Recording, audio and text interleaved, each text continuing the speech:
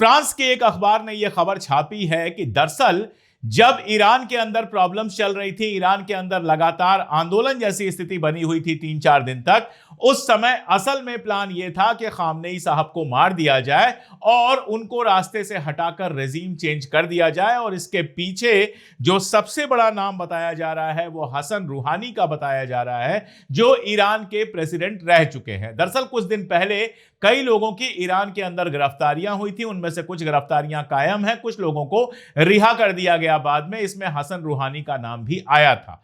हसन रूहानी ईरान के राष्ट्रपति रहे हैं और कहा यह जा रहा है कि हसन रूहानी उस साजिश के पीछे थे जिसमें ईरान के सुप्रीम लीडर खामनेई के हत्या की बात थी, और वो सारी प्लानिंग जो की गई थी वो सक्सेसफुल नहीं हो पाई, वो बुरी तरह से नाकामयाब हुई। वरना उसी समय खामनेई साहब को निपटा दिया गया होता, खामनेई साहब को मार दिया गया होता। और खामनेई साहब के मरने का मतलब यह है कि ईरान में तख्ता पलट अपने आप हो जाता। उस समय जिस तरह का माहौल बनाने की कोशिश की जा रही थी, अंदर से माहौल बनाया जाता, बाहर से अमेरिका इजराइल अटैक करते और सत्ता पलट दी जाती, लेकिन यह पूरी तरह से नाकामयाब हुआ। इसका नतीजा यह हुआ कि आयतुल्लाह खामनेई ने सारा पावर अपने हाथ में ले लिया है। और इस समय पजेश्कियन राष्ट्रपति जरूर हैं, लेकिन पजेश्कियन के हाथ में सत्ता नहीं है, असल सत्ता है अली लारिजानी के हाथ में, जो सलाहकार हैं खामनेई के। कहा यह जा रहा है कि सारे मेजर डिसीजन जितने हैं वो खामनेई खुद ले रहे हैं और उसमें सबसे बड़ा रोल निभा रहे हैं लारिजानी।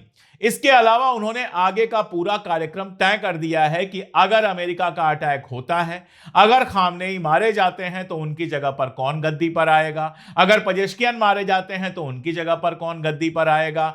आर्मी में जो लीडरशिप है उसकी आप कह सकते हैं सेकंड कमांड पूरी तैयार करवा दी है, ताकि अगर अटैक हो और शुरुआती दौर में कुछ इंपॉर्टेंट लोग मारे भी जाएं तो उनकी जगह लेने के लिए लोग पहले से मौजूद हों।